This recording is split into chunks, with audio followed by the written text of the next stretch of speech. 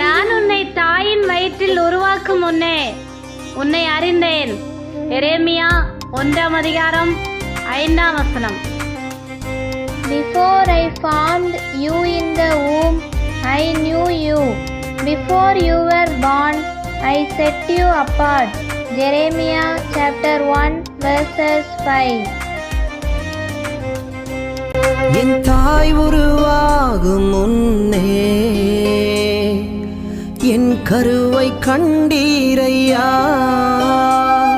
என் பெயர் உருவாகும் முன்னே பெயர் சொல்லி அழைத்தீரையா. என்